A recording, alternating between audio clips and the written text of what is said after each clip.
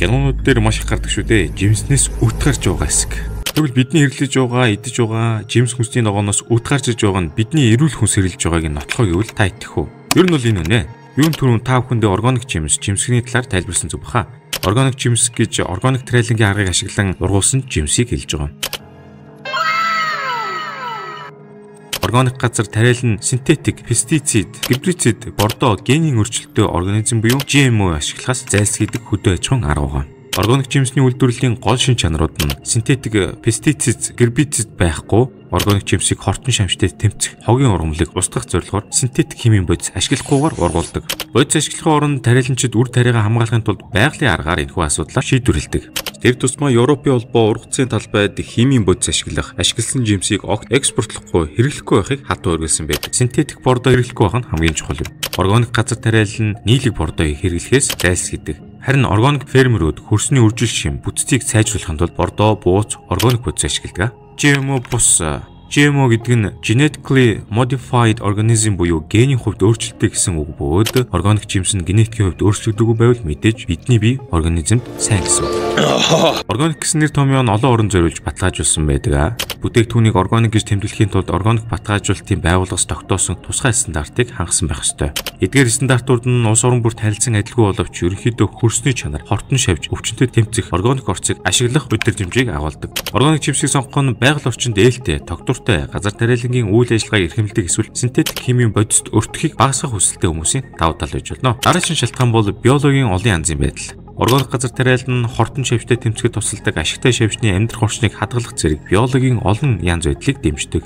Эдгээр ашигтай шавьчнууд нь хортон шавьтай тэмцэхэд үр дүнтэй байж болох ч тэдгээрийг бол бүрэн устгаж чаддаггүй. Органик жимсийг сонгосон хэрэглэгчид синтетик пестицидээс зайлсхийх, байгаль орчинд ээлтэй хөдөө аж ахуйн үйл ажиллагааг дэмжихийг чухалчилдаг.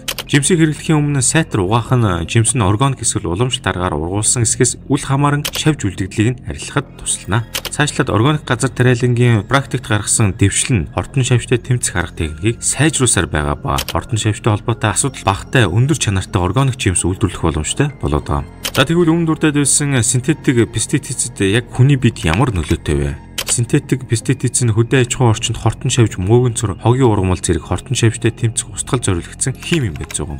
Пестицид нь үр тариаг хамгаалах, хүнсний аюулгүй байдлыг хангах чухал үүрэг гүйцэтгэдэг хүний эрүүл мэндэд үзүүлэх нөлөөлөл. За ялангуяа хүмүүсийн хэрэглэдэг жимсэнд үлдэгдэл нь идэрсэн тохиолдолд эрүүл мэндэд үзүүлэх нөлөөлөл асар их байна. Зарим синтетик пестицид удаан хугацаагаар эсвэл хэд их өртгөн эрүүл мэндийн янз бүрийн эрсдэл рүү дагуулж байдаг. Эдгээр эрсдлүүд нь мэдрэлийн нөлөө, хөгжлийн асуудал, дотоод шүүрлийн системийн үйл ажиллагааг тасалдуулах, хорт хавдар үүсгэх болзошгүй үр дагавартай гамаа.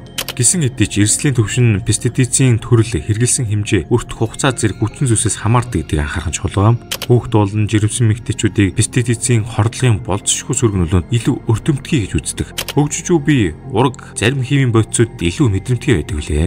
Тиймээс эдгээр популяцид пестицидийн өртөлтийг багасгахад онцгой анхаарал хандуулах нь их чухал байдаг. Зарим судалгаагаар тодорхой төрлийн хорт хавдар мэдрэлийн дегенератив өвчин, төхөн өрчүүн асуудал зэрэг зарим пестицидийн урт хугацааны хордлого эрүүл мэндийн архаг нөхцөл байдлын хооронд боломжит холбоосуудыг судалсан байдаг ба үр дүн нь сайн гараагүй мэдээж. Бидний диктатуртай чавга, черри жимснээс өвд гарсан гэх мэдээлэлүүд нэлээдгүй харагдаж байсан. Одоо та бүхэн учрыг нь ойлгож байгаа. Бидний хэрэглэж байгаа байгалийн гаралтай хүснээс өвд гарах нь энгийн үзэгдэлч бидний энэхүү үйл явдлыг өөгшүүлэх гэсэндээ энэхүү контентыг бэлтгэв юм аа. Мэдээж бидний идэж байгаа зүйлсээс ямар нэгэн зүйл гарч ирэхийг дэмжиж байгаа юм дагуулга байгаа нь нэг талаараа өрөөсгөлж гисэн нөгөө талаасаа ядчил генийн өөрчлөлтгүй хүнс хэрэглэж байгаамаа гэсэн ойлголтыг хэлбэрээр ойлгуулахыг зорилоо. The Explained.